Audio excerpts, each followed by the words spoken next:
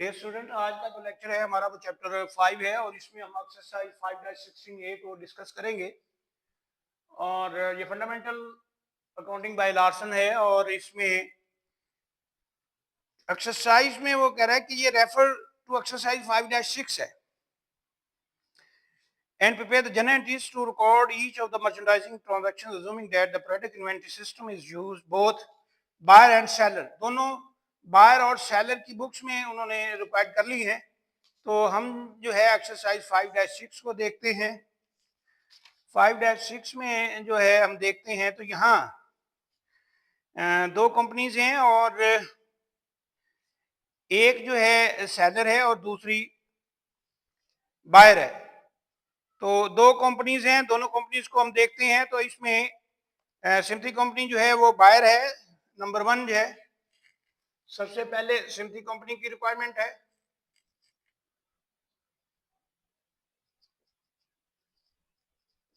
Company और ये है जी हमारी बायर।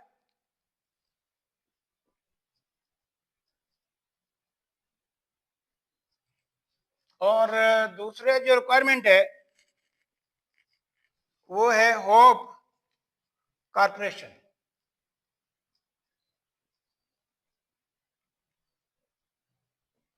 और ये सेलर है।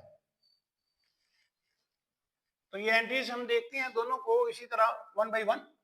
उसकी सेलर की आएंगी, इसकी बायर की आएंगी। तो यहाँ सबसे पहली एंट्री है वो कह रहा है कि जी इन्होंने 30,000 की जो है चीजें जो हैं वो खरीद ली हैं। तो यहाँ क्रेडिट इन्वेंटरी सिस्टम चल रहा है। तो मई 11 है, मई 11। तो यहाँ लिखेंगे purchases debit account payable credit और यहाँ लिखेंगे होप कॉर्पोरेशन। तो यहाँ अमाउंट आ जाएगी इसकी 30,000।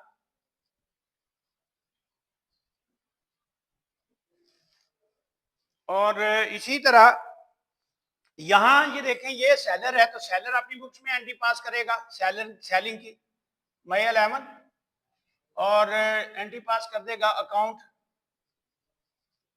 रिसीवेबल डेबिट और इस सिम्थी कंपनी। और सेल्स को हम यहाँ क्रेडिट कर देंगे वही 30,000 से। तो ये क्योंकि सेलर है, सेल की एंट्री, और ये बायर है तो बायर की एंट्री। एफओबी शिपिंग पॉइंट यहाँ इन्होंने दिया हुआ है और कह रहा है उसकी कास्ट ऑफ गुड सोल्ड जो है वो 20,000 है। तो यहाँ क्योंकि कास्ट ऑफ गुड सोल्ड की एंट्री हम पास नहीं करते। नेक्स्ट वो कह रहे हैं सेम्थी पेज 365 एक्सप्रेस शिपिंग। शिपिंग के उसने 335 रुपए जो है अदा कर दिए हैं इसने। और ये हम इसकी एंट्री पास करेंगे ट्रांसपोर्टेशन इन, ये किराए का है। और कैश किराया इसने अदा कर दिया 335 से।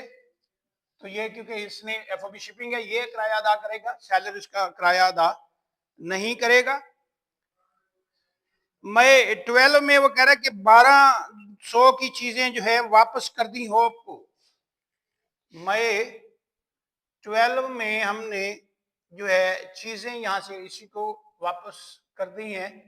तो account payable debit hope corporation और यहां लिखेंगे purchases return and allowances credit. और ये अमाउंट आ गई हमारे पास 1200। तो यहां ये परचेजर था, इसके वापस कर दी। अब चीजें वापस आ गई हैं सेलर के पास। तो सेलर जो है एक दिन बाद जो सेलर ने इसको वसूल कर लिया तो ये मई 13 में एंट्री पास कर देगा sales returns and allowances debit account receivable को क्रेडिट कर देंगे और ये अमाउंट आ गई 1200 से, 1200 से।